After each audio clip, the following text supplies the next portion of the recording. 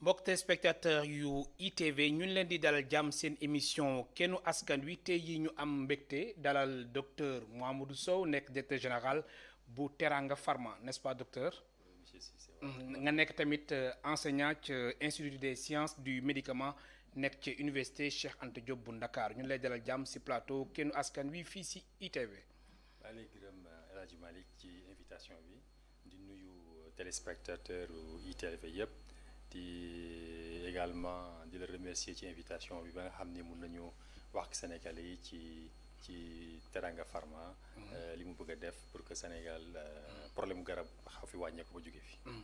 comme ni ñu koy waxee rek donc fas yéene nañu waxtaanee industrie pharmaceutique fii si Sénégal ak seen taxawaay ak tamit médecins yeeg sages-femmes yi infirmiers yi nga xamante ni dañ taxaw ngir Sénégal du am jafe-jafe ci wàllum garab mais comme niñ ko baaxoo defee dañuy ànd ak Abdoulaye Diouf Sarr mooy ministre de la santé et de l'action sociale mu ñëw ak ñun si point du jour jëm si feebaru coronavirus. tey àjjuma fukki fan ci weeru avril 2020 ministère de la santé et de l'action sociale jot na résultat test yi ñu def ci téeméer ak juróom-ñeent fukk ak juróomi test fukk ak juróom ñoo ñëw positif kon ñoo am jàngoro bi fukk ak juróom yooyu fukk ak juróom la yoo xamante ne ay cas contact la yu ñu doon suivre ci suñuy service ñu yëgal tam ne fukk ak ñeent patient ñi xamante ne ñu ngi woon ci hôpitaux yi ñu leen di faj tey wér nañ bésu tey bi dañ leen génn hôpital ci bés bi ministère de la santé et de l'action sociale ñi ngi yëgal ne patients yi ñuy faj actuellement ñi ngi yëg tan ci seen yaram ñuy xayma ba mu commencé ba léegi ñaar téeméer ak juróom benn fukk ak juróomi cas lañu déclaré fii ci Sénégal ci cas yooyu téeméer ak fanweer ak juróom-ñaar wér nañ ci ñaar génn nañu àdduna kenn évacué nañ ko bon dëkk tey téeméer ak ñaar fukk ak juróomi patient ñoo nekk ci suñu hôpitaux yi ñu leen di faj ministère de la santé et de l'action sociale mi ngi demander population yi ñu respecter bu baax digal yi ñu leen di jox pour que xeex bi ñuy xeex Covid-19 ñu mën ko gagner nu mu gën a gaaw. alors docteur Mouhamadou Sow mu nekkoon Abdoulaye Diouf Sarr ministre de la santé et de l'action sociale tey jii Sénégal am 15 cas yu bees yu positif naka noonu 14 yi nga xamante ni am nañ ci tan téeméer ak ñaar fukk ak juróom ñu nekk sous traitement ban commentaire nga ci def. alors commentaire bi ñu ciy def mooy que pour le moment par exemple résultat aujourd'hui yi ñu am du ma ne dal na xel mais amul je veux dire lu yokkute bu garaaw ndax ñi ngi ci plateau bi ndax boo seetloo depuis 10 jours ñi ngi ci plateau maanaam xam nga épidémie bu ñëwee mbas bi ñuy wax nii bu amee dafay ni ñu koy suivre mais dafa am lu ñuy wax courbe ci tubaab courbe bi dafay yéeg après yéeg ba nga xam ci yëg na ci kaw léegi nag mu taxaw bu taxee après mu waroog a wàcc donc ñi ngi ci plateau bi donc ba léegi boo xoolee valeur bi gën a mag ñaar fukk la ci positif par jour donc ba léegi boo xoolee tamit beneen am solo maanaam bu ñu boolee ñi nga xam ne ñi ngi nekk en hospitalisation par rapport ak le nombre de lits disponibles yi ba léegi amagul situation bi garaawul noonu mais tey li gën a rassurant mooy amaguñu aussi cas transmission communautaire loolu aussi lu am solo la donc vraiment di encore li ñuy wax mooy di féliciter vraiment di leen jaajëfal équipe bi médicale bi nga xam ni professeur Seydi moo ko jiite mais jaajëfal aussi sénégalais yépp yi nga xam ni aujourd'hui ku ci nekk yaa ngi takku di xeex Covid-19 bi. alors gis nañ aussi kaaw Touba fu mu toll nii mën nañu wax ni Touba amatul cas loolu yow nga xamante ni da ngay yëngu ci wàllum santé ban jàngat nga si. waaw loolu aussi li ñu naan une heureuse surprise ndax bi nga xamee ni commencé na Touba ma nga xam ni am na koo xam ne wàll na fa ñaar fukki nit xel maanaam logique dañuy jàpp ni kon dina gën a law moom bu ngi demee ba nga xam ne jóge nañu ci ñaar fukk ñëw ba ci zéro kenn génnu ci àdduna dañ ci sant yàlla ba pare aussi di war a jàngat aussi yan comportement moo ñu may ba ñu yegg foofu et si également di féliciter wàlle également côté au gouvernement parce que am na action bu am solo bu ñuy def mooy bi nga xamee ni def nañu hôpital bu militaire yi def loolu aussi lu am solo la bu ko ni ñuy fàttee ndax épidémie surtout crise sanitaire bu amee li am solo dëgg-dëgg mooy ce qu'on appelle la réactivité maanaam nga gaaw a jëf balaa yëf yi jël ëpp doole ndax fi ñu toll nii li ñuy xeexal moom dafa gaaw te kenn ko gis xamoo yoon buy jaar comme moo ñu jiitu ñun dañ koy dab fi ñu toll nii nañu fexe ba à chaque fois bu ñu jiitu nañuy wàññi distance bi bu ñu incha allah bu ñu yàlla dimbalee dina tax nañu wàññi distance bi ba rey ko mu jeex ci Sénégal gi. alors d'une manière globale taxawaay bi si autorité sanitaire yi amal naka noonu gouvernement bi yaa ngi koy rafetlu. oui ñu ngi koy rafetlu toll nii muy jéego yu ñu teg quoi. lu tax ñu koy rafetlu ndax boo seetlu mbir bu amee xam nga ñun ay scientifique lañu donc lépp lu ñuy basé wu pour wax dañ koy teg ci ay chiffres donc boo xoolee chiffres yi chiffres laay wax de chiffres yi ñuy xool ñett la bi ci njëkk mooy nombre de cas positifs beneen bi ci topp mooy ñi nekk hospitalisation bi ci doon mooy ñi ñàkk seen bakkan donc boo xoolee chiffres yooyu yëpp amaguñu jéggi dayo boo xam ne jar na ñu jaxasoo donc moo tax la système de santé bi fi ñu toll nii ba léegi ñi ngi maîtriser maanaam ab mbir mi ëpp ñu doole ñi ngi koy topp bi war waaye taxul nag comme amagul lu garaaw mais taxul ñu bañ a bàyyi suñu loxo dañu war a yokk encore suñu doole mais il faut comprendre une chose mooy que xeex bi am na autorité de la santé mais li ci ëpp nag nit ñi la ce qu'on appelle mooy population yi comportement yi nga xamee ni surtout comportement risque yi comme par exemple dajaloo bi ñuy wax bu métti bi parce que bu transmission communautaire amee comme li ñuy wax Kër Massar xam nga boo xoolee rond-point boobu ni mu mel xam nga loolu comportement à risque la. moo tax autorités yi jël ci ay dispositions. voilà donc dispositions yi gouvernement bi jël ba léegi vraiment chiffres yi ñu am won na ni am na décision yu baax yu ñu jël donc nañu continuer suivre ni mu demee yokk suñu kattan et puis yokk également suñu surveillance. alors leneen lu ñu nemmeeku tey mooy nombre de cas yi nga xamante ni wér nañu ñoom ñoo ëpp que ñu nekk sous traitement. loolu tamit lu am solo la. absolument moom laa lay wax moo tax may la chiffre bi ëpp solo chaque fois bu dee ñuy wër wàññeeku na maanaam dañuy yokk nombre de lits disponibles ok donc moo tax may la chiffre yi am solo mooy bu amee ñi positif ñi wér ñi nga xam moom la ñu hospitalisé ak ñi jigéen àdduna kenn rek malheureusement muy Pape Diouf. maintenant ñi nombre de lits nga xam ne dañ ko préparé. ñaar sax ñoo génn àdduna. waaw ñaar ñoo génn àdduna effectivement am na beneen dàmm bu génn ñaar yàlla na leen yàlla yërëm amiin donc li am solo mooy que ñu am ay lal yoo xam ne dafay am disponibilité ba nga xam ne mën nañ leen ciy gérer ba nga xam ne nañu mën a wàcce seen coono faj leen faj bu wér ba nga xam ne ñu mën a génn ñibbiwaat comme ñi génn ñi passé alors docteur Mouhamadou Sow yow nga nekk pharmacien nga jiite Teranga Pharma sa xam-xam màcc ci wàllum pharmacie soo doon def état des lieux jëm ci industrie pharmaceutique fii Sénégal lan ngay wax ndax yéen am na aussi benn projet boo leen taxawal ngir Sénégal garab du fi manqué. jërëjëf El Hadj Malick donc laaj d'abord état des lieux industrie pharmaceutique industrie pharmaceutique sénégalaise jamono yu ñu toll nii da ngay jàpp ni duñu naan 2017 boo xoolee 2017 parce que dafa am solo ñu wax ko en 2017 décembre 2017 exactement groupe Pfizer mooy c'est des ñoom ay américains lañu ñoom dañu tëj seen usine dàq Sénégal yi fa doon liggéey maanaam licencié leen mu andi vraie régression sociale donc ay pères de famille yoo xam ne vraiment jaxase seen àdduna donc ñu ciy métti mu koy méttitu yemul foofu avril 2017 groupe Sanofi ñoo fi nekkoon Sénégal ñu jël seeni part jaay ko groupe Médis muy entreprise tunisienne ñoom bi ñu ñëwee jënd ko avril 2017 donc décembre bi passé janvier bi ñu ne yóbbu nañu en chômage technique seen employé lu ëpp ñetti téeméer te loolu ñu koy méttitlu bu baax ndax ñun pharmaciens du Sénégal dañu gëm leen affaire que industrie pharmaceutique ñun ñoo ko war a defar donc bu amee benn industrie bu am problème rek daf ñuy métti donc di massawu vraiment ñi fay liggéey te di ñaan vraiment seen coono boobu teggeeku rapidement et puis également di remettre di féliciter également sama natango Aziz Cissé mi nga xam ni Médis Aziz bi jiitee maa koy féliciter parce que am na courage bu baax mi ngi téye yoxul mi ngi dem donc xam nga loolu da lay won ni ñaar lañu amoon léegi kële dem na kii ne chômage technique donc boo seetloo kon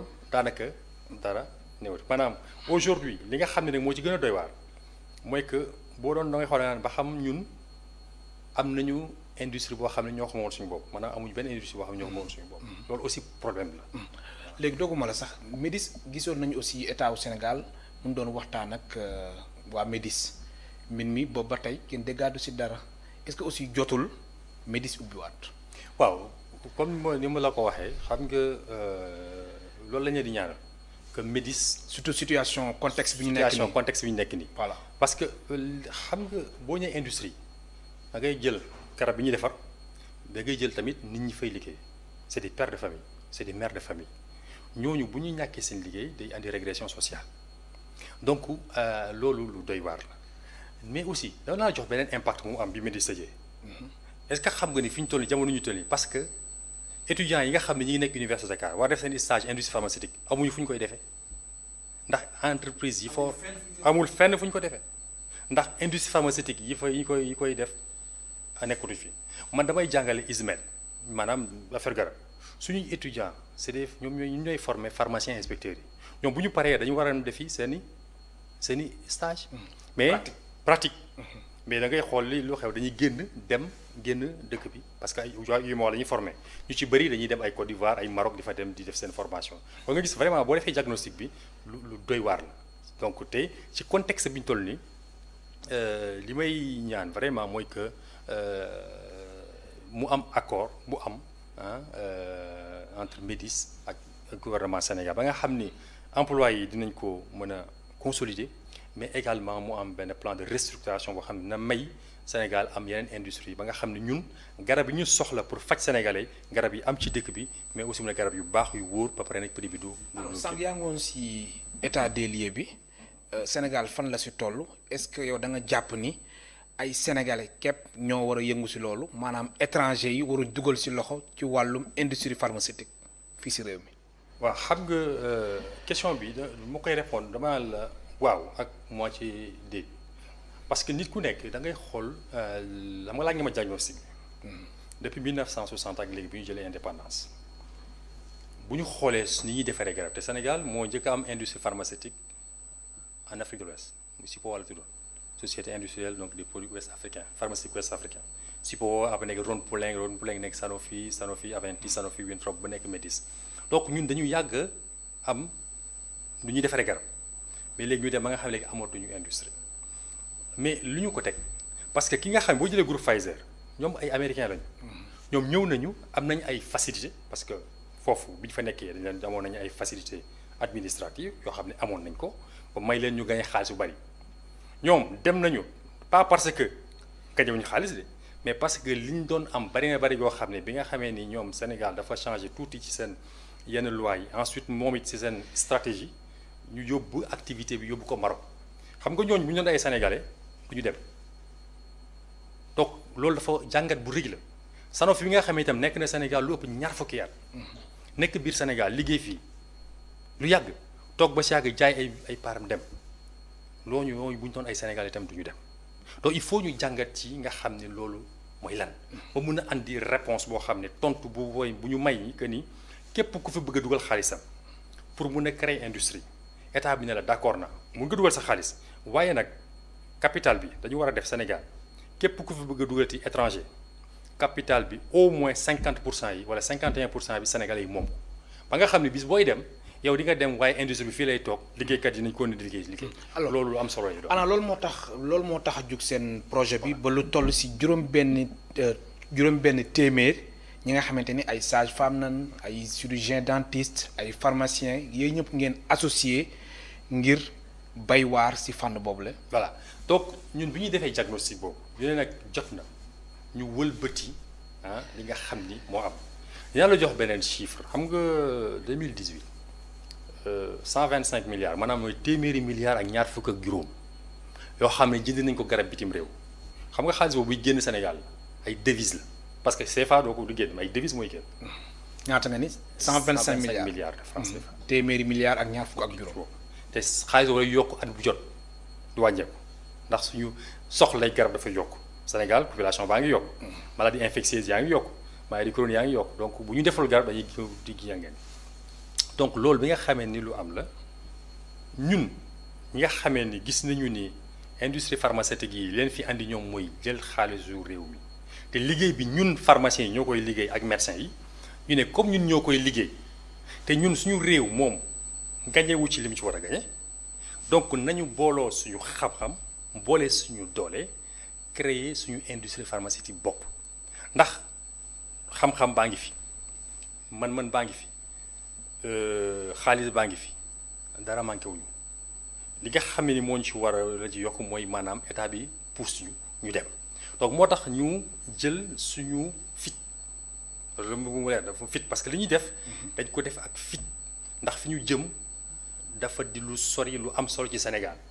ba nga xam ni amul lenn loo xam ne daf ñuy dévier suñu trajectoire donc maanaam donc aujourd'hui ay lu ëpp téeméer ak si sa mooy donc téeméer ak ñaar juróom-benn téeméer ay pharmaciens yi ci ëpp ay médecins chirurgiens dentistes infirmiers sages-femmes ak Sénégal bokkul santé ak ay investisseurs te boobu sax am na koo xam ne dama ko ciy gërëm c'est un grand patriote muy monsieur MSN bi ñuy wax ak moom mu comprendre moom bi ñuy bind projet bi moom dafa mel ni moom mi ngi ko woon xalaat donc c'est quelqu'un boo xam ne dafa comprendre très vite fi ñu jëm ndax li am solo li ñu bëgg mooy li ñuy wax souveraineté pharmaceutique souveraineté pharmaceutique Teranga Pharma loolu moo ko tax a jóg du leneen loolu lu muy tekki souveraineté pharmaceutique mooy feebar yi nga xam ni moo nekk biir Sénégal feebar yi fi ëpp ñu am lu ëpp juróom benn weer ci stock de médicaments ba nga xam ne ku fi feebar ñu jox la garab bu baax garab bu doy nga mën a faju di nga mën a faju ba nga xam ni période bi nga feebar di nga ko faju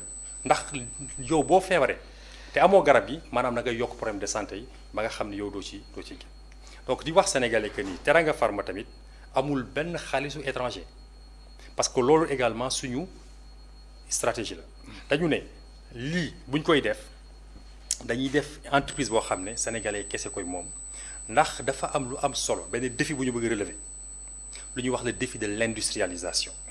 mais justement défi boobu ngay wax noonu li wàllum rupture de médicaments est-ce que yéen a ngi koy bàyyi xel ba soo leen tàmbalee loolu du am Sénégal. incha allahu rabbi donc boo jëlee pour nan la ñuy yeggee foofu parce que il faut ñu expliquer schéma bi ba nga xam ni Sénégal dañ ko comprendre ñoo xam ni ñun li ñuy wax du Covid 19 sax moo tax de xalaat bi.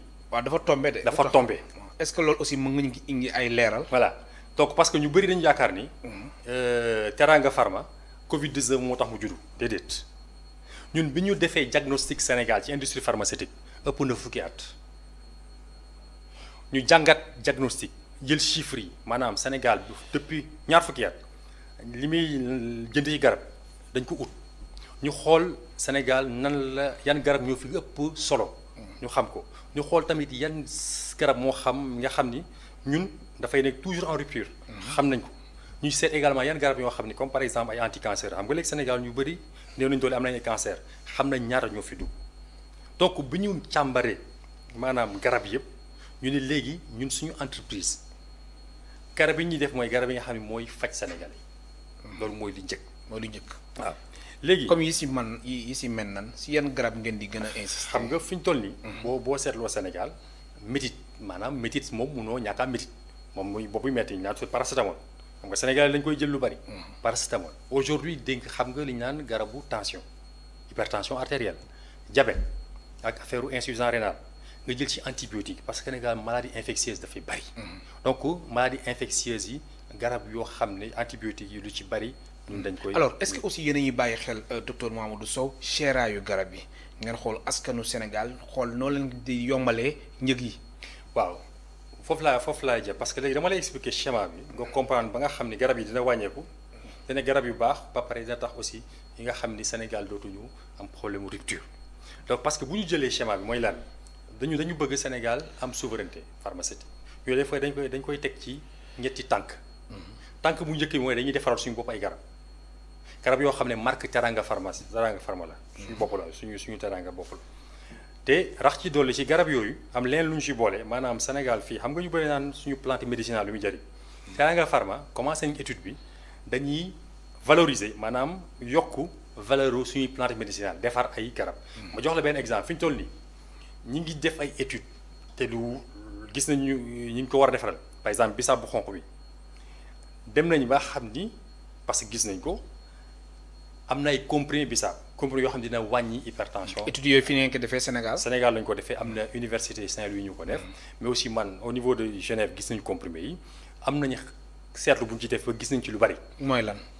donc maanaam mooy que lu mel ni bisaab lu mel ni buy bi mu ne yeneen yu ci bari ñu ngi ci liggéey ba nga xam ni ci diir yu bu gàtt te ñun dañ koy defar ay garab yoo xam ne nekk ay comprimés wala ay gélules wala ay sirop ba nga xam ne nekk biir pharmacie nga xam ne du cher te dina mel Sénégal lañ mun a faju donc loolu mooy ponk bu njëkk bi ñuy def beneen ponk bi. mais si ban fànn si Sénégalais yi faju si lan maanaam bisaab yi nga wax ni ak buy. xam nga soo ko mënee leeral dana am na solo. voilà xam nga par exemple su ma nee la bisaab bëgguma nag Sénégalais après ñoom ñëpp dem di baxal bisaab di naan dañuy faju tension déedéet ndax garab dafa am solo.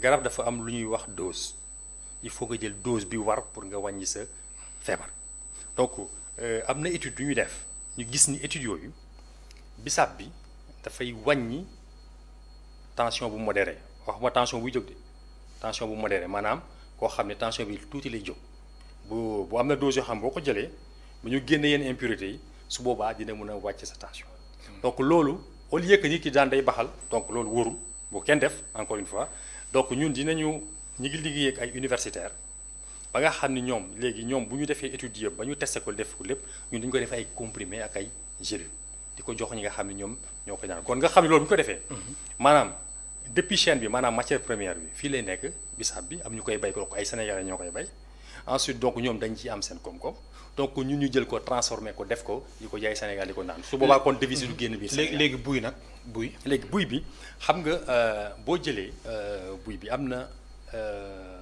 li ñuy naan bon activité boobu xamul nu koy waxee ci olof parce que des fois dafa am ay métit yoo xam ne métitu biir la ak yenn kii am na bon comme xam naa ne bëgguma wax tubaab yi donc mun nañu permettre ñu faj ko parce que des fois aussi xam nga Sénégal la ñu doy waar des fois du ñu bëgg dugg ci yenn yi parce que da ngay dégg rek kenn ñu ne la kon docteur bi wax na ko xaaral ma def ko te xamul ni dafa war a respecter ay conditions ndax garab dafa am ñetti ponk yu war a respecter maanaam lu ñuy wax efficacité maanaam soxla bi nga bëgg am soxla boobu nga faj ko lu ñuy wax sécurité maanaam bu ma naanee garab bi war mu am beneen loraange mais également lu ñuy am qualité mooy dose bi nga xam ni moom nga war a jël dose boobu mi ngi ci garab gi te leneen tamit nekkul ci garab gi donc ñett yooyu foog mu mat pour garab gi baax te Sénégalais yi nag il faut loolu mu leer ko donc moo tax bu kenn def automédication wax des fois ci communication bi dañuy bañ di wax yenn yi parce que Sénégalais dañu gaaw ci def ay extrapolation maintenant nga may ma yégalee fenn pour ponk bi ma doon wax parce que dafa leer beneen ponk bi nga xam ne dafa am solo parce que loolu dafa doy waar muy lan li nga xamee ni gis nga Afrique waxuma Sénégal daf ci bokk de mais Afrique garab yi nga xam ne dañuy jaay biir Afrique ñu ngi koy defaree Asie mais bu ñu ko defaree au lieu mu ñëw biir Afrique directement day jar France waa France ñoom ñoo koy regroupé defaral ñu ko regroupé du ñu ko jaay ñun xam nga loolu doy waar la. mais jamono jii ni ñoom mbir mi est-ce que tal nañu bu baax a baax. waaw mais ba léegi garab yi fu lay jaar. waaw ba léegi maintenant ñun Teranga Pharma dañu ne. loolu France di def léegi ñun dañu bëgg loolu dakk maanaam dañ ko bëgg ñu defee ko Sénégal. maanaam ñun Sénégal léegi Teranga Pharma ñun ñooy collecté garab yi di ko yóbbu biir Afrique. troisième ponk bi nga xam ne dafa am solo mooy bi nga xamee ni dañuy def sous-traitance maanaam garab yooyu ñuy defaree Asie ñun dañuy wax européens yi koy defar ñun nañ leen koy defaral seen bopp donc ñun Teranga Pharma ñun ñoo koy defar def ko ci seen étiquette ba pare jaay ko africain ba xam nga boo boole loolu yëpp moo ñuy may fii ak juróomi at Dakar dina nekk lu ñuy wax hub pharmaceutique donc suñuy prévision 2025 2026 bëgg ñu Dakar nekk hub pharmaceutique maanaam boo nekkee biir Sénégal garab boo soxla da nga koy am ndax yi defar nañ ko yi andi nañ ko fi teg ko fi yi noonu alors même mën nañu wax ni aussi waa pharmacie nationale d'approvisionnement ñoom si jamono yi si ginnaaw rek fanweeri fan si weeru mars ñoon jano taskatu xibaar yi dalal leen seen bërëb bi di dalal xel Sénégalais yi que ni garab am na fi dañuy ànd ak Omar Kane suñu naataango mu faram-fàcceel ñu lu ni mel ñu dellu si waat si plateau bi.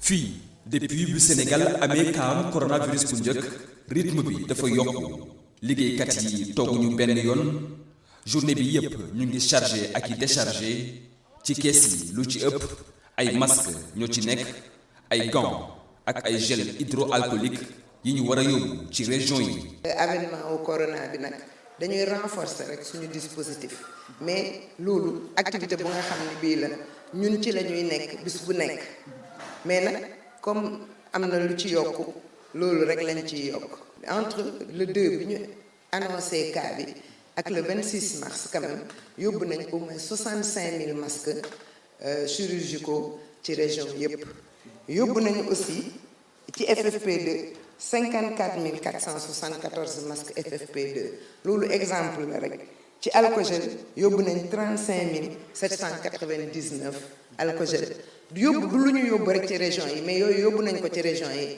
ba région yi jox ko structure yi ko yeewoo loolu mooy ñoom déjà li ñu consommé ko. masque gant ak gel hydroalcoolique nekk tey ay produits yoo xam ni dëkku àdduna bi yépp moom la ñuy wër waaye fii ci pharmacie nationale d'approvisionnement fi ñu toll yaakaaruñu ni dinañu am rupture de stock. pour gel bi ak solution hydroalcoolique bi fii lañ koy jëlee ci Sénégal Val d'Afrique pour masque yi amoon nañu stock bu nga xam ne bii waroon nañoo mën a fonctionnel au moins pendant 6 mois mais ak corona bi ni mu ñëwee consommation yi dafay yokk na ba jéggi dayoo donc ñun fournisseur bi ñu am dañ ko wax mu dolli ñu ba pare ñu ngi wut sax yeneen fournisseurs yu nga xam ne ñi gañewuñu marché bi ñoom tamit ñu indil ñu ci fàll boobu ñu ngi xaar 1 million de masques. coronavirus bi mu ngi rey ay junni doomu aadama ci àdduna bi waaye itam mu ngi neenal lépp li nga xam ni liggéeykat yi nattoon nañ ko. ñuy jaajëfal bu baax a baax Omar Kane mu àndaloon ak Souleymane Diallo alors docteur Mouhamadou Sow gis nga waa pharmacie nationale d'approvisionnement PNA ñuy dalal xel sénégalais yi kon mën nañ wax ni daal mbirum rupture daal du am Sénégal wala. waaw xam nga mbirum rupture du am moom doo ko wax mais dinañ ko moytu. ñu def suñu kéemtalaay kattan moytu ko te ma la ci yokkal benn information peut-être ñun waxaguñ leen ko mais dinaa profiter ce plateau pour wax ko ñun Teranga Pharma comme xam nga ñun entreprise citoyenne lañu maanaam ñun li ñu yëkkati mooy Sénégal du leneen. moo tax gis nga koo xam nañ Sénégal fi ñu toll nii am na jafe-jafe surtout jafe-jafe masque solution hydroalcoolique dañu changer tuuti suñu programme ba ñu ngi actuellement parce que boo xoolee dëkk bi ku nekk naan masque gel xam nga ñun ay pharmaciens lañu. donc ñun lépp lu ñuy def dañ koy teg ci ay normes donc ñun fi ñu toll nii ñu ngi def étude faisabilité maanaam xool ba nga xam ni dañuy defar masque yoo xam ne mu nekk njëg bu yomb di protéger Sénégalais ba nga xam ne ku ko ci jënd da nga xam masque bu wóor la bu lay protéger te du la lor mais tout ceci nag pareegul ndax dañuy def ay tests yoo xam ne laboratoire lañu koy def jël nañu masque yi parce que dañuy def test laboratoire lu tax parce que ñu bëgg a wax ni Sénégalais yi masque bi boo ko jëlee soo ko foo ñaata jour la mën a protéger boo ko parce que nu ñu koy defee maanaam dañuy jël nañu masque ba pare dañ koy yóbbu laboratoire dañ koy contaminer bu ñu ko contaminer après def ci détergent xool ba xam ñaata jour la lay protéger. liggéey nañu si. ñu ngi ci liggéey boobu incha allah fii ak semaine prochaine yaakaar nañu suñu test yëpp dina jeex ba nga xam ni après ci biir pharmacie yi sénégalais bu nekk di nga am masque boo xam ne wóor na dina la protéger entreprise yi sol ko nit ñi aussi bu ñuy génn sol ko ba nga xam ni protection transmission communautaire bi dina wàññeeku. alors seen diggante ak waa PNA lan la ñëpp xam na ni PNA public la est-ce que yéen a ngi collaborer. waaw xam nga pharmacie nationale d'approvisionnement moom mooy gérer lu ñuy wax secteur public. maanaam ñoom ay secteur pharmaceutique dafa am ñaari yoon maanaam yoonu public bi ak yoonu privé léegi approvisionnement bi du benn donc ñun ay producteurs lañu bu ñu commencé effectivement ñun dinañu collaborer ak PNA te defe naa ni comme ni ma ko waxee sànq suñuy naataangoo ay pharmaciens ñoo fa nekk xamante nañu jot nañu am ay contacts yoo xam ne dinañu may incha allah dañu liggéey bu rafet ba nga xam ni sénégalais dañ ci jariñoo ci suñu production. ñu fàttali suñu mbokk téléspectateurs yi mën nañ bokk ci émission bi suñu wootee ci 33 824 88 06 alors Mouhamadou Sow ci ay jamono ci ginnaaw gisoon nañ aussi taxawaayu Laborex mais déggatuñ ko de. alors taxawaayam ci. waaw ci wàllum garab beeg yooyu yëpp daal Laborex yéen tamit yéenay jëf. waaw xam nga Laborex. maanaam li ma la wax ñaari yoon la privé ak public. léegi public ñoom PNA ñoom ñooy fournir milieu public mooy hôpital yeeg district yeeg poste centre de santé yi. maintenant bu dee pharmacie ñooñu dañu leen wax ay grossistes répartiteurs ñeent yu mag ñoom ci dëkk bi. muy Laborex Ubipharm Sodipharm ak Diopharm. donc ñooñu bu ñu ngi dox ba léegi. ñu ngi dox ba léegi. ñoom ñooy fournir pharmacien d'officine yi ñoo leen jox ay garab. am na solo am na ku nekk ci ligne bi allo. allo waaw. allo bisimilah. allo waaw. kilifa gi wàññil télé bi. waaw asalaamaaleykum. waaleykum salaam. baal ñu nga wàññi télé bi. déggin bi gën a mën a jàppani. asalaamaaleykum. waaleykum salaam foo ñu woowee. man maa ngi wootee Louga. bisimilah. man maa ngi tudd Mbaye Gueye. Mbaye Gueye. waaw mais dama leen di féliciter. jërëjëf. di leen encourager. parce que dama leen seetaan bi affaire bi. yaakaar naa ni Sénégal moom. suñu médecins yi léegi. ñu dem bitim réew war nañu koo bàyyi. état war na jël responsabilité maintenant. ñi ñuy faj bitim réew mën na leen fee faj.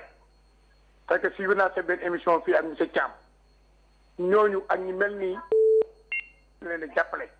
Sénégal war na leen a jàppale Sénégal war nañ te suñuy médecins ak suñuy jàmbarte xaral nañ ba nga xam ne lu nekk mën nañ koo faj mën nañ koo dindi. dama leen di féliciter wax ni aujourd'hui vous êtes des fiertés pour l'État. di féliciter aussi le ministre de la santé. di féliciter les médecins et vous les journalistes sénégalais yi nañ déglu consigne yi toog seen kër parce que loolu moo ñu jëriñ. je te remercie beaucoup ci émission bi ngay def. jërëjëf parce que tey bi ñu commencé ba léegi waa Sénégal war ngeen liggéey Sénégal war noo ñee kenn lu ñu wuti bitim réew rek ma ngi fi dem di deewi nag toog Sénégal des si biir njaboot moo ko gën je vous remercie beaucoup. jërëjëf lan ngay àddu. waaw xam nga li may jàngat ci li mu wax mooy fii li ma ci jàngat loolu yëpp mooy souveraineté bi ñuy wax maanaam nañu gëm suñu bopp ñun nag médecin pharmacien sénégalais yi surtout pharmaciens yi dañoo gëm suñu bopp maanaam mbir mi dañ ko décider depuis lu yàgg. te wane ni parce que am na benn rappel moo def comme pour wax ni du léegi ndax dañu xeex pour yegg si fi ñu yegg nii gis nga projet bi commencé na depuis plus de 10 ans wax naa la ko sànq. 2000 dañu doon tabax suñu industrie bopp waaye bi Pfizer quitté génn Sénégal foofu état Sénégal moo ko moom mooy zone franche industrielle donc état Sénégal moo ko moom donc maanaam yow ba fa ñëwee da ngay defar say garab mais boo bëggee da ngay dem mais bâtiment ba Sénégal ko moom donc moo tax ñun bi nga xamee ni ñooñu dem nañu ñu redimensionner suñu projet wala ñu naan dañuy tabax mais kon nañu góorgóorlu jéem a jëli usine boobu nga xam ni pare mais bañ fi nekkee aussi lan moo tax yéen yëngulee woon.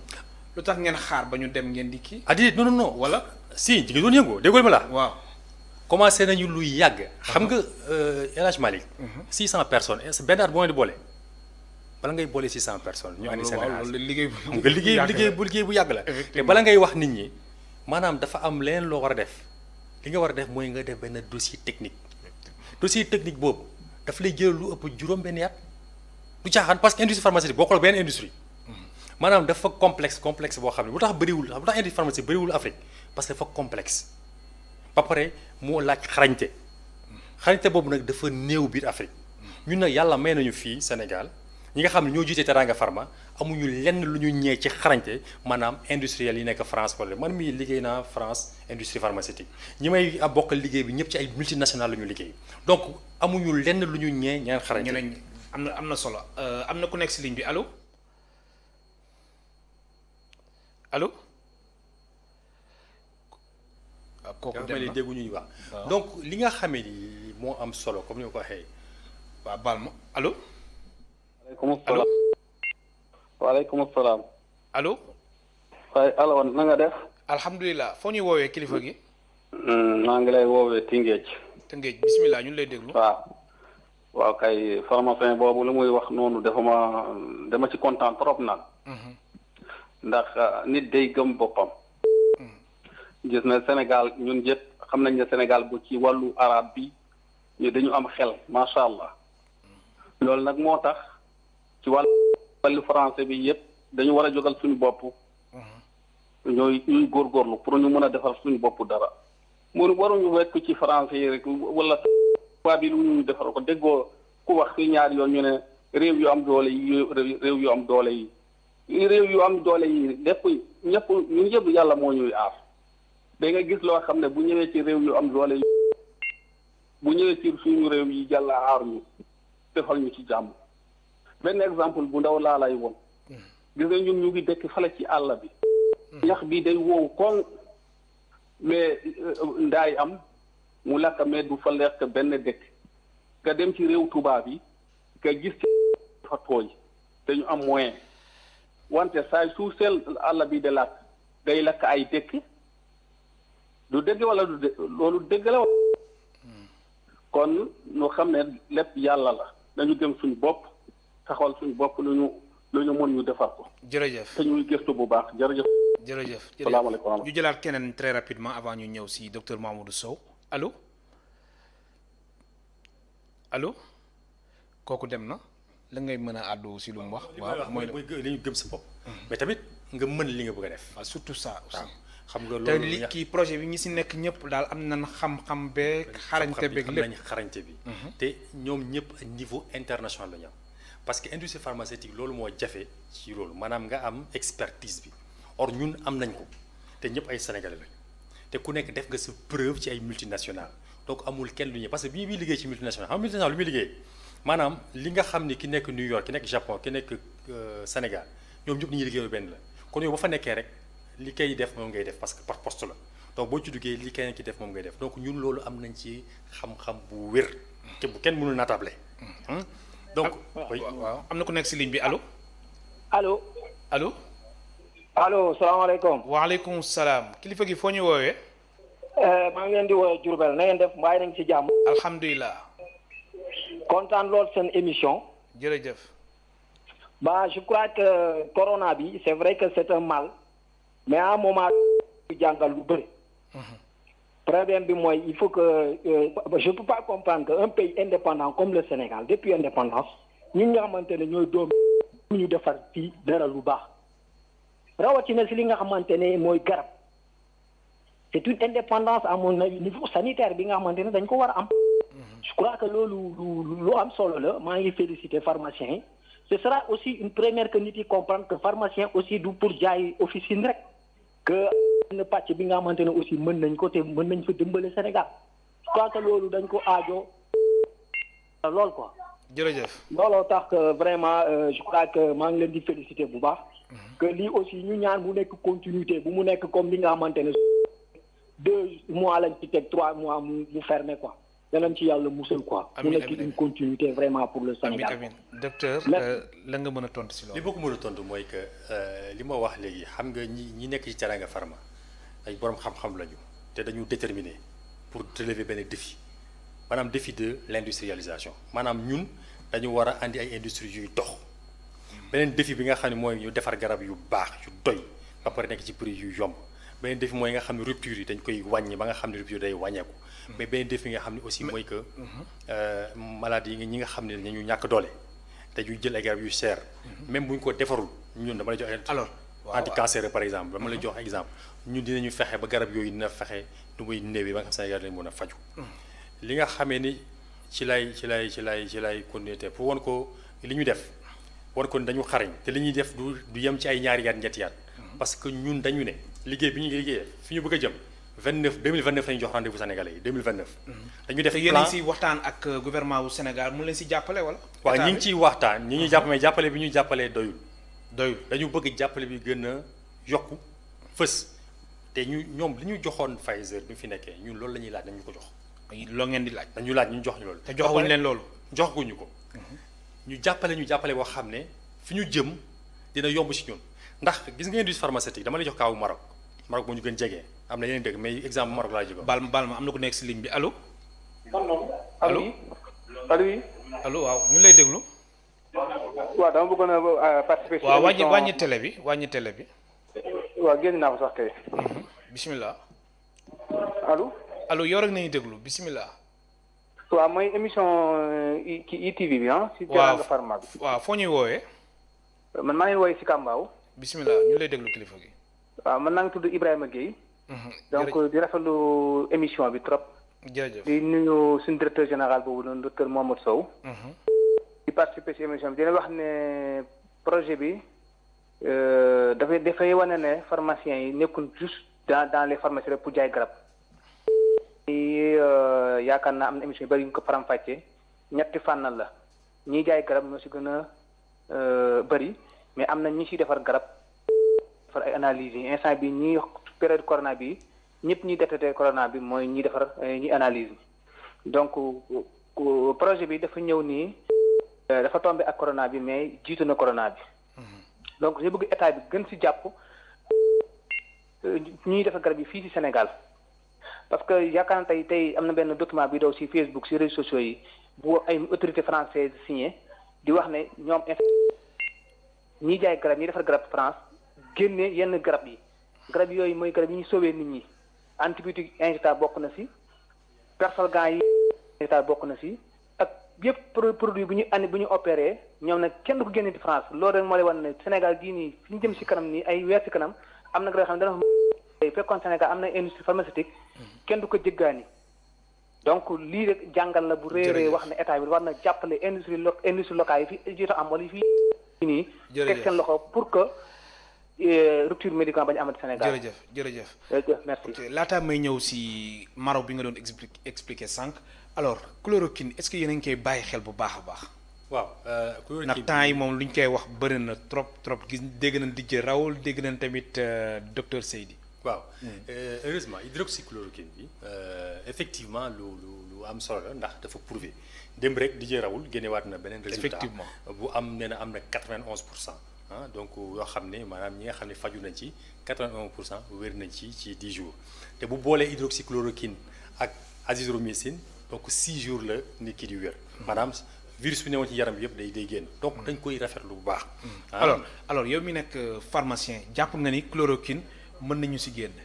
waaw chloroquine mën na ci génn dès l'instant que chiffres yi wane na parce que bu dee am nañ malade yi nga xamee ni ñëw nañu ñu faj leen. amul benn problème parce que il faut nga comprendre que ni li waral débat bi Raoul pourquoi ñu bëri d'accord ñoom moom lu yombay comprendre la. lu tax débat de scientifique la maanaam dafa am lu ñu tuddee ay protocole booy def essai clinique maanaam bu ñuy xool garab ku feebar lu ñuy yeggalee ba nga xam ne les garab yi lii lay faj. donc léegi moom mu def ay testam moom la ñu ay tests préliminaires mais échantillon bi amuloon doyuloon parce que test yi protocole mooy lan da nga naan da ngay ñëw nga ne malade yi dama am ñaari groupe malade ñii dama leen jox garab bi ñii du ma leen jox garab bi mais du ma leen wax ne jox ma leen garab moom la ñuy effet placebo moom nag protocole boobu la respecté wu. mais moom dafa jàpp ne loolu moo tax yeneen scientifique yi. waaw loolu rek la loolu la ko scientifique yi di waxee waroon respecté waroon na créer beneen groupe moom nee na nag moom amul jotu créer yeneen groupe parce que dafa nekk en situation de guerre. donc comme dafa war a guerre moom amul temps naan dafay def yooyu donc li ko am solo mooy que dès l'instant que mun na faj nit da koy def te man jàpp naa ni loolu man su ma woon médecin ci loolu lay ànd parce que fi ñu toll nii léegi du affaire scientifique mais médecin bu nekk mooy jël sa responsabilité pour di wax ni man damay jël hydrochloroquine wala du ma ko hydroxychloroquine du ma ko jël. alors yéen waa Teranga Pharma chloroquine. yéen a ngi siy bàyyi xel bu baax ngir defar si lu bëre. effectivement bon xam nga. jamono ji moom. jamono ji dafa am problème bu rëy ci hydroxychloroquine. muy lan. bi ko di Raoul waxee ba nga xam ni prévision na nga gis na am na pays yu bëri ñoom nee nañu. léegi dañ koy defar gis par exemple Maroc ma doon wax. waaw am nga am na benn Sanofi benn groupe bu fa nekk. ñoom dañuy seen hydroxychloroquine seen dëkk lay des. France dose yi fa nekk seen dëkk lay des du dem fenn. donc ñun bi ñu ko xoolee ñu def suñuy pexe ñu dem di waxtaan ak suñuy partenaires indiens bañ nañu mun nañu jox mais tey bi may ñëw laa leen mujj parce que damay xaar ma ñëw ma xool ci naka lañ mun mujjee mais li mu mujj am mais tey gouvernement indien. dafa mayoon pour yenn dëkk yi nga xam dañuy sous-développé ñu may leen ay hydroxychloroquine. Sénégal si la bokk wala. ñoom dañuy jël en fonction cas dëkk bi ni mu demee. ñoom la ñuy évaluer donc léegi ñu amoon nañu possibilité bi mais suñu partenaire li ma mujjee wax bi may ñëw parce que ma ne ko damay wax Sénégal wax ma lu gën a leer mu envoyé ma document bi nee na léegi gouvernement indien dafa changer stratégie nee na léegi day wax gouvernement mais ñun pare woon nañu pour andi hydroxychloroquine bi mais fi ñu toll nii guddi boo ko bëggoon defar du gaawee noonu quoi. du gaawee noonu. am na keneen ku nekk si ligne bi allo. allo waaw. allo. allo oui maa lay dégg waaw. kilifa gi foo ñu woowee. maa lay woowee. maa lay woowee Dakar. bisimilah ñu ngi lay déglu bu baax. waaw dafa am lu ma bëggoon a laaj pharmacien bi pharmacie boobu nga xam moo fi nekk. li ma ko bëggoon a laaj mooy chloroquine. ba ci ñu bari wax nañ ne moom day faj ci ba professeur Seydou. moom wax na ne am na ci yoo xam ne mën na koo faj. te ñun dañoo seetlu dañu bi ñu nekk xale. daan na seet leen ni dañuy daa jox chloroquine te gisoon nañ ne mi ngi faj ci période boobu ndax dawul sentir lu mel ne sibiru wala yu demee noonu lu bari donte sax ci daara lañ ne woon doon ko def. est-ce que dañ leen a téye ci hôtel yi. moom te ñu war leen. nga ni est-ce que dafa mel ne déglu bu baax de. déglu bu baax nga ni est-ce que. waaw dama ne. waaw. ñi nga xam ne dañ leen a téye ci hôtel yi. war a def ci ñoom ay test te ñun dañoo seetlu ne ñun bi ñu nekk xale daan nañu jox chloroquine ñu di ko naan lundi ba lundi te temps yi daal ak wér ci suñu bopp c'est-à-dire li ma bëgg a wax dëgg-dëgg daal mooy chloroquine moom mën naa faj te du rey ndax mësumaa gis sax koo xam ne dañ ne moo ko rey ñi nga xam ne état bi téye na leen ci hôtel yi di leen dundale yi demee noonu est-ce que ñoom mënuñoo xool di leen jox ay chloroquine loolu état yi ñoo ko xam ñoom ñuy faj ñoo ko xam mais ci sama xalaat bu gàtt est-ce que mënu xaale avant test bi egsi ci ñoom. jërëjëf loolu laa bëggoon a laaj pharmacie ba xam dina la tontu très rapidement docteur. waaw ndax moom lu mu wax mooy ñi nga xamante ni état bi da leen confiné ci hôtel yi. mu fàttali ko ni ñoom da leen doon jox ay chloroquine est-ce que ñoom laataa ñu leen defal test mënu leen jox ay chloroquine. déedéet moom question boobu lay laaj. non loolu mënul demee noonu. ndax et loolu lu jar leeral la d'ailleurs chloroquine bi ci Covid 19 bi maanaam ci mbas mi chloroquine bi maanaam day faj dafa am lu ñu tuddee traitement préventif maanaam luy aar ak traitement curatif luy faj ñuy nekk ci hôtel yi ñooñu seen feebar leeragul maanaam ñooñu xam nga ay personnes contact la. effectivement dañ leen mettre en quarantaine dañ leen mettre en quarantaine di leen testé di xool ba xam léegi ñoom positif na wala positif bu ñu. donc ñooñu positif bu ñu donc ñooñu kenn du la ko jox. hydroxychloroquine yi ñi ñu koy jox mooy ñi nga xam ni ñi ngi biir hôpital te mu leer que tey Sénégal yi jënd tamit jël hydroxychloroquine dañ ko seen dëkk seen kër du leen jariñ dara. hydroxychloroquine du aar day faj te faj bi dafa am yeneen garab yu muy àndal. donc bu kenn yaakaar ne bu toogee këram yore hydroxychloroquine mun na ko amal njariñ du ko amal benn njariñ. donc te ku feebar ku mbir mi dal sa place tout sa kër sa place hôpital la ndax boo toogee sa kër di nga wàll ñeneen. mais nga may malagement parce que ma waxoon lu am solo loo xam ni dama ko war a leeral Sénégalais. parce que duñu bëri ñu defee ne comme je dañuy defee ne ko dañuy Covid 19 bi parce que dafa xeex bu ñu xeex te suñu xarañ moo ñu ko may. muy lan mooy que bi nga xamee ni Pfizer parce que comme dama la wax ñu dañu bind projet bi dañu waroon tabax suñu usine mais bi Pfizer demee ñu ne kon léegi ñun nañu profité usine bi jël ko wax ak gouvernement Sénégal dafa organiser appel d'offre ñu nag beneen entreprise étrangère ñoo doon compétir amoon entreprise yu bari. mais ñun ñaar ñoo ci des. gis nga bi ñu joxee ay documents dañu dem ba ci biir mënuñu àtte kon nga xam ni kon suñu dossier technique am na solo.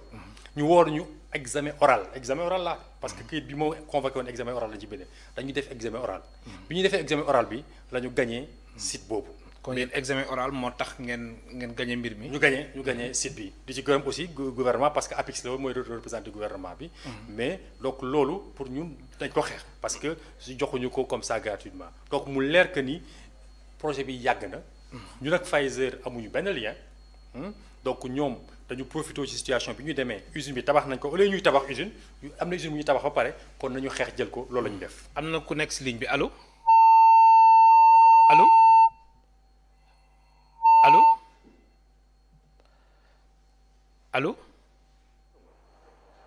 allo waaw salaamaaleykum. allo. allo salaamaaleykum. waaleykum salaam foo ñu woowee. waaw jaar nañ bu baax sëñ bi.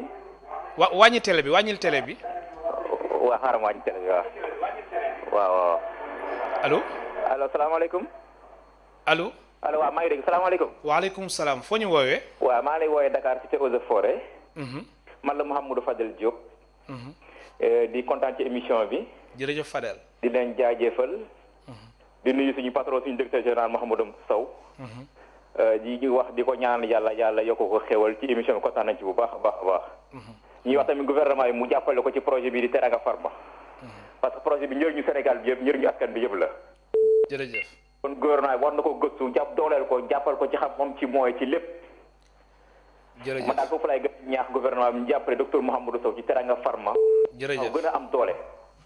parce que jot na Sénégal am tii industriel. jërëjëf kilifa te moom boo ko dooleel jox ko xam-xam bi jox ko mooy mun na ko taxawal na ko tamit. jërëjëf am na solo. ñu ngi kontaan di leen jaajëfal. jërëjëf sànq aussi yaa ngi doon wax industrie pharmaceutique nga joxe exemple Maroc. xam nga ñun fi ñu toll nii. Maroc y a 20 ans 25 ans fi la toll woon maanaam dañuy jéggaani garab yi waaye dafa état marocain moom ci boobu moom moo créé benn fonds bi mu ne dama koy jël xaalis ne ku fi andi industrie ku def industrie pharmaceutique naa la ko jox te doo ko fay maanaam ñu dimbali ci matériel bi ci xam-xam bi cooy.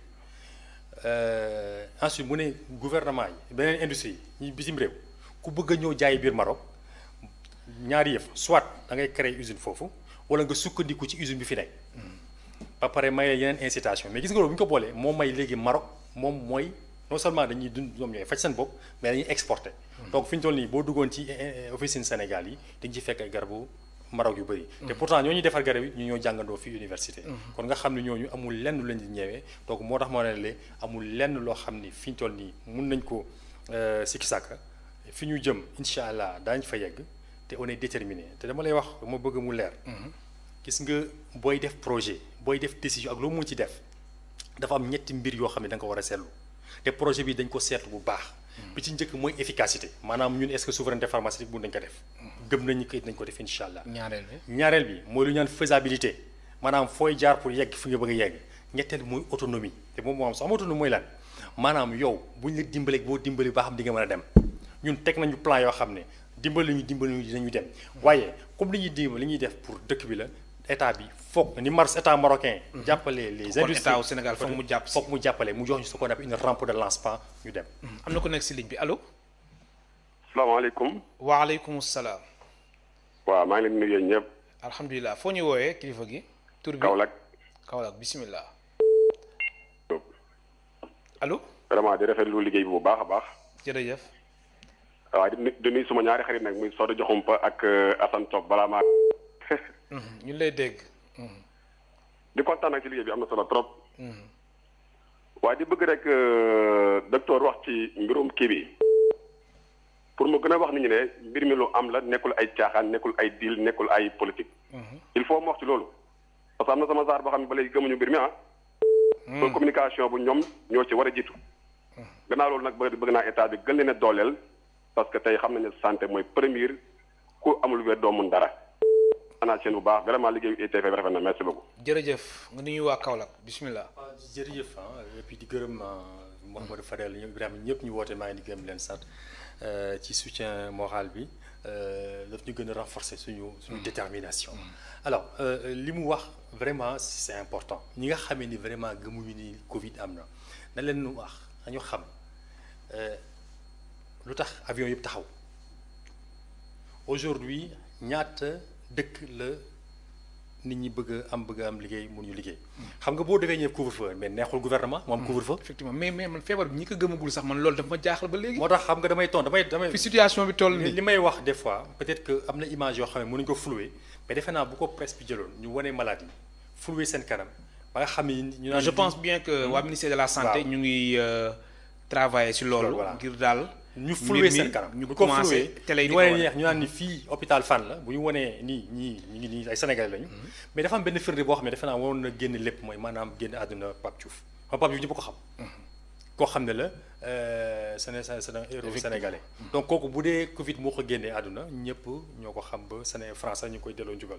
donc vraiment ñu ngi wax Sénégalais yi ki nga xam ni gëmu ko maanaam dafa mel ni koo xam ne ay bëtam dafa muuru mais képp kuy gis am xelam di màcc amul benn naatable nii feebar bu doy waar la te nañu jël matukaay yi nga xamee ni nañu arrêté nu mu gën a gaawee biir feebar. jërëjëf am na ku nekk si ligne bi allo. oui allo. allo. waaw est-ce que maa ngi direct seen émission bi. yaa ngi en direct si ITV si émission Kennu Askan Wi bismillah foo ñu woowee. fii Dakar. waaw. bismillah yow rek nañu déglu wàññil télé bi nga wax directement. allo. xool da ngay wàññi télé bi. déggin bi gën a mën a jàppani. léegi man lu ma bëggoon wax. les spécialistes de la médecine la. ñoom seen bopp nañu góorgóorlu comme les Français comme les Marocains ñu organiser wu. def benn cahier de charge discuter ko at. voilà léegi discuter ak cahier de charge. xool da ngay wàññi télé bi de télé bi ngay bàyyi xel su ko defee déggin bi gën a leer. fay naa ko. très bien. voilà léegi dama bëgg ñoom seen bopp ils sont jeunes nañu góorgóorlu comme seen morom marocain yi ak tubaab waxtaan ak nguur gi imposer ko bu nekkee ñoom amuñu vision ñoom ñu am seen vision waxtaan ak ñoom ne leen ñun dañu bëgg ñu favoriser recherche dañu bëgg ay industrie locale ci domaine pharmaceutique et tout ça pour une certaine souveraineté gis nañu Algérie seen programme de développement ci côté médecine. mais loolu il faudrait une volonté politique cette volonté politique ça doit être incarné par le chef de l'État lui-même boo xam ne moo war a défendre intérêt réew mi taxaw moo xam ne su may njaboot les différentes professions ñu ngi nii war naa leen jàppale pour suba ñu mun a am épingle wala daal ay nivaquines yu ñu mun a fabriquer pour quand même ñu mun a faj suñu bopp. jërëjëf. On ne peut pas comprendre que depuis 60 ans on est capable absolument de rien faire dans ce domaine. On n'investit pas loo xam ne suba moo lay tax nga am sa indépendance mun a góorgóorlu di mun a inventer comme ñëpp te am ay gouvernement yu fi jaar ba léegi ñu ngi discuter ci loolu 60 ans mun a. jërëjëf. vraiment ñu góorgóorlu ci loolu te ñoom les jeunes tamit ñi nga xam ne ñu ngi ci profession boobu ñoom ñoo war a organiser nekk de vrais patriotes naan ñun lii la ñu bëgg ñu doxal bu intérêt réew mi ñu taxaw si ñu xam ne lii mooy intérêt réew mi. message bi dégg na ko dina la tontu léegi jërëjëf. voilà docteur. tontu bi mooy Teranga Pharma. mooy loolu. Teranga Pharma mooy lan mooy que pharmaciens yi ñoo jël seen xaalis boole ko ne dañuy tabax industrie pharmaceutique. ba fi ñu may wax ak yi dërëmu état dugg ci dërëmu keneen dugg ci beneen fonds dugg ci ay sénégalais kese ci nekk à 95% ay pharmaciens ñoo génne seen xaalis def ko ci ak médecins yi donc am na yeneen investisseurs yu ñëw pour wax ne ni donc ñun nous sommes déterminés pour relever le défi mais pour jox rendez-vous dama leen di jox rendez-vous pour wax ne ñun duñu ay nit yu caaxaan duñu ay nit yu dul foofu fi ñu jëm xam nañ ko li ñuy def xam nañ ko mën nañ ko 2023 2025 2026 ba 2029 am na ay rendez-vous yu jox sénégalais. alors si wàllum xaalis si wàllum koppor ñaata la leen coûté. li ñu coûté maanaam fi ñu toll nii projet boo ko jëlee yëpp 5,4 milliards de francs CFA la mais dañu jël. 5,4 milliards voilà de francs CFA mooy financer projet globalement maintenant mais xam nga boo bëggee génne ñëw ne sénégalais génne leen 5,4 milliards dafay jafe. donc dañ ko redimensionné maanaam dañu jël projet bi xaaj ko ñaari xaaj phase 1 bi 1,2 milliard la donc fu ñu toll nii ñun 1,2 milliards yi génne nañ ko avec ñi nga xam ni ñun pharmaciens yi donc li ci des mooy bu ñu commencé liggéey donc deuxième phase bi bu 4,2 milliards bu ñu defee ay bénéfices yooyu moo ñu may ñu def bénéfice moo ñu may ñu mën a financer. alors suñu deuxième phase seen participation comme 600 yu si nekk yëpp nan la demee. alors 600 yi ni mu demee mooy que dañu ñu ne sénégalais bi nga xamee ne bëgg na dugal xaalisam gëm na souveraineté pharmaceutique bëgg na Sénégal dootul jéegaani garab ñu ne la lenn rek ngay def da ngay joxe xaalis li nga mën parce que waxuñu kenn joxeel dañ ne li nga mën. parce que mbir mi booloo la pharmacien bi ñooy la joxeel li nga mën ñi andi 1 million ñi andi 5 millions ñi andi 10 millions ensuite loolu rek la boo ko joxee ñu jox la sa attestation d'action action bi 10 000 francs lay jar. donc boo bindee loolu ñu boole la jox la sa kayit ne la yow léegi yow ci Teranga Pharma lii mooy say part moom nga am. donc maintenant action bi nag bien entendu dafay changer. mais il faut comprendre que ni ba fi ñu toll nii Sénégalais des pharmaciens ñoo dugal seen xaalis ak ay investisseurs. pour que mbir mi nekk réalité. alors nan ngeen fas yéene def ak faux médicaments yi nga xamante ni dañ koy faral ne meeku ci dëkk bi. donc loolu dafa bokk suñu objectif intermédiaire. fii ak 10 000 xam nga fii ak 2025 dama la ay rendez-vous 2025 objectif bi ñu am maanaam faux médicament dañ koy wàññi nu mu gën a grave maanaam dañ naan. nan ngeen di jaar ci yan pexe fu ñuy jaar xam nga fu ñuy jaar maanaam mooy yow bu ñu fexee ba nga xamee ne garab yi def ñu ngi koy defar yenn ñi nga xam defaruñu ko ñu jéggi ñu andi ko mais wàññi prix bi parce que dafa am ay genre contrat yu ñuy def ak yenn industrie même bu ñu ko defarul nañu saa ñu permet ay négociation ba nga xam ni garab bi ñu ko defarul nañu ko andi ba wàññi prix bi donc boo amee garab yu baax yu doy wàññi prix bi bu prix bi cherul su boobaa ñi nga xam ne dañuy jaay garab bu bon ci mbedd bi la xam nga kon yow de boo demee pharmacie am garab gu moins cher bu baax gu wér xam nga doo demee ci faux médicament donc faux ñi def faux médicament dañuy daw Sénégal dem beneen dëkk mais du Sénégal la ñuy toog. justement ma terminer benn question rek mbirum pharmacie am na ñuy wax ni amul perte bénéfice rek la da nga koy dëggal wala. ah déedéet dama naan oui et non parce que xam nga. amul perte mbirum jaayum garab. dama lay jox benn chiffre ci guddi ñu toll nii pharmacie yi nekk Sénégal boo jëlee téeméeri pharmacie lu fanweer ak ñett yi dañu am problème am na pharmacie yu tëj. léegi lan moo waral loolu problème li ko waral njaayum garam bon bi bokk na ci. parce que pharmacie entreprise la da ngay fay ay salaire da ngay fay ay salaire social da nga am loolu si bopp da nga looy dundee garab yi ngay jënd da nga koy fay. parce que ki lay jaay garab beneen pharmacien la moom la ñu ay répartiteur ñooñu dañ lay jaay garab boo leen fayul du la jox seen garab. donc tu vois donc ba nga xamee ni yow nan nga mën nga am ay charges comme entreprise yëpp boo jaayul li nga war a pour def bénéfice da ngay def. mais mën nañu wax ni majorité bi ñu ngi siy génn macha allah ñu ngi sant yàlla bu baax. quand je dis majorité bien sûr parce que 65% alhamdulilah ñi ngi ci génn mais c'est que 35% yooyu moo waroon am. donc li nga xam ne nag moo war a am solo mooy que gouvernement bi xeex ci garab yi bon yi. faux médicament mais surtout jaayum garab yi jaay ci mbedd bi. parce que loolu bu ñu ko génnee. dina may ñu mën a kii mais beneen également moom la ñuy wax mooy à Touba c'est la deuxième ville boo xam ni foofu tamit am na jeunes pharmaciens yoo xam ne ñu nekk en chômage foofu y a plus de 300 fausses pharmacies donc bu ñu mayee jeunes pharmaciens yi dem foofu aussi dina tax pharmaciens yi dañu liggéey.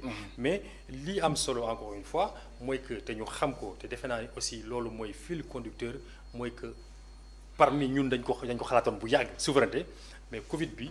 dafa wane ni ñun ñoo xalaat ñun fekk nañu ci si loolu. am na solo Mamadou Sow te li am solo encore une fois. waxtu loolu lay terminer vraiment.